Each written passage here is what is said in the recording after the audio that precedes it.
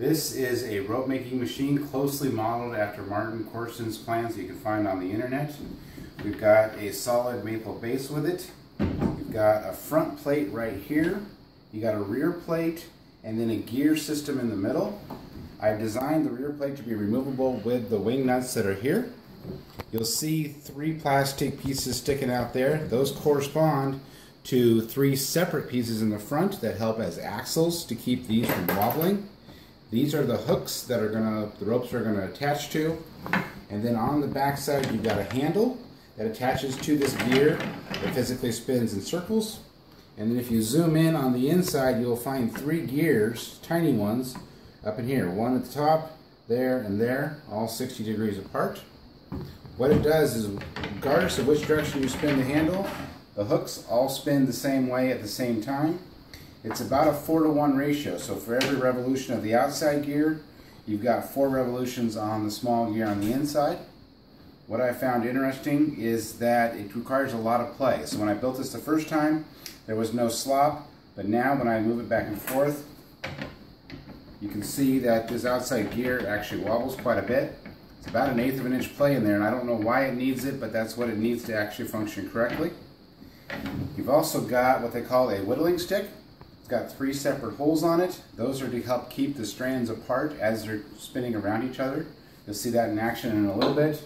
And then you've got a makeshift tail piece that the rope's going to hook onto. You'll see that in a second. And then some standard woodworking clamps to hold it down. And just very generic cheap twine, something we normally use in the garden. Really strong attached, just enough to hold in place.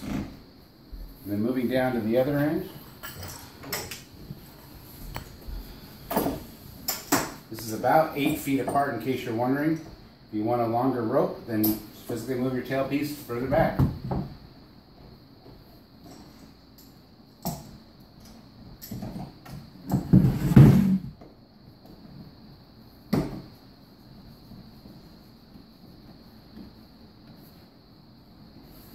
What we're going to end up making is 6 total strands. So the finished product will be 6 times stronger than whatever the tensile strength of this twine is.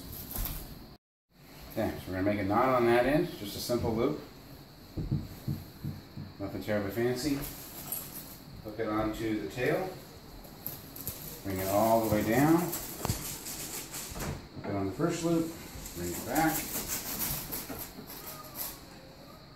Back into the tail. Down to the second one.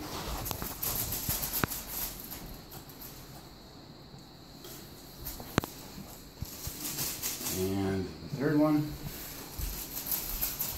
And then once you get down here, make sure to cut it plenty long. You're going to run that last piece through the hook like everybody else, and then just wrap it around itself and tie it off. In this case, I'm just doing 2 half hitches, something that'll just hold it in place. Okay. Whittling stick. 1 loop goes in one, 1 loop goes in the other, 1 loop goes in the third. Run it all the way down to the end until it's pretty close to the finish there.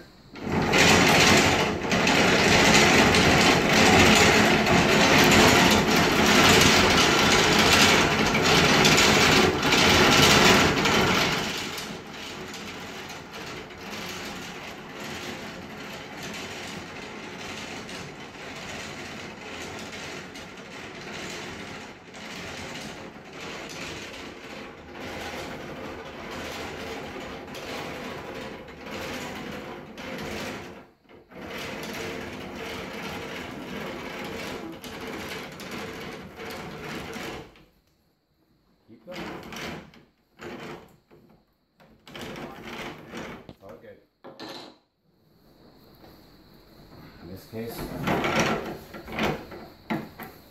I'm holding onto it to keep it from unraveling, and then bringing it back just a little ways further, tie a knot off with it.